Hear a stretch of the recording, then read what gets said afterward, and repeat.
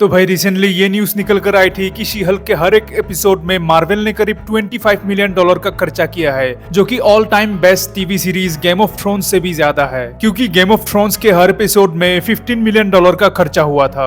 लेकिन क्वेश्चन यहाँ पे ये निकल कर आता है कि इतने पैसा खर्चा करने के बाद भी फाइनल प्रोडक्ट इतना बेकार क्यों निकला। स्टोरी के बारे में ज्यादा कुछ नहीं कहूंगा, क्योंकि मुझे personally she Hulk below average लगी, लेकिन कुछ फैंस ऐसे भी है जिन्हें शी हल्क एक यूनिक कॉन्सेप्ट लगा। यूनिकनेस अपनी जगह पर है, लेकिन जिस बात पर सब लोग एक साथ एग्री करेंगे वो है इसका CGI एंड VFX। इतना फालतू CGI मार्वल जैसी कंपनी से कोई एक्सपेक्ट नहीं करता, खासकर जब इसका बजट $25 मिलियन हो, जो कि इंडियन रुपीस में करीब 200 करोड़ रुपए के आसपास होगा। अगर इसके टोटल एपिसोड को मिला दो तो ये बजट एग्जैक्टली $225 मिलियन होगा। और कंपैरिजन के लिए बता दो, एवेंजर्स पार्ट 1 का बजट भी $225 मिलियन ही था। लेकिन उसके बाद भी इस मूवी की पॉपुलैरिटी और शी हल्क के बीच जमीन आसमान का फर्क है। एवेंजर्स से याद आया, रिसेंटली ये भी रूमर्स आए थे कि मार्वल पुराने कुछ आइकॉनिक कैरेक्टर्स को वापस ला सकते हैं, जैसे कि RDJ as Iron Man, Chris Evans as Captain America और Scarlett Johansson as Black window.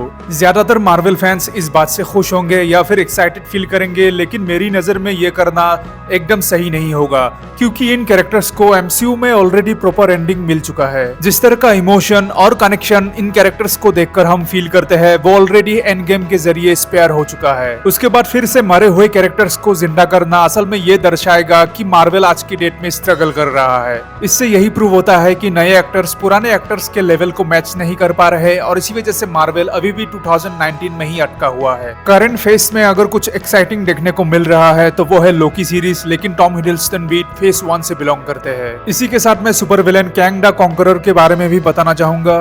Jonathan measures एक अच्छा एक्टर है, इसमें कोई शक नहीं, लेकिन जो कल्चरल इम्पैक्ट थैनोस का लास्ट डिकेड में रहा है, इसके मुकाबले कैन बहुत पीछे खड़ा है। इसका दोष भी मार्वल के स्क्रीन राइटर्स को ही देना होगा, जिसकी वजह से कैंग का असली पोटेंशियल अब तक ऑडियंस रियलाइज नहीं कर पा रहे हैं। अब तो ये भी कहा जा रहा है कि मार्वल एक बैकअप प्लान की तैयारी कर रहा है, जिसके मुताबिक एंटी हीरो डॉक्टर डूम को इंट्रोड्यूस किया जाएगा। ये डिसीजन शायद मार्वल ने इसीलिए लिया है क्योंकि जोनाथन मेजर्स के लीगल इश्यूज अभी भी पूरी तरह से खत्म नहीं हुए हैं। इन फ्यूचर अगर वो किसी तरह से गिल्टी साबित हो गए तब वो रिटर्न नहीं कर सकेंगे, और ऐसे में प्लान बी यानी डॉक्टर डूम को एज सुपर विलेन एवेंजर्स के सामने लाया जाएगा।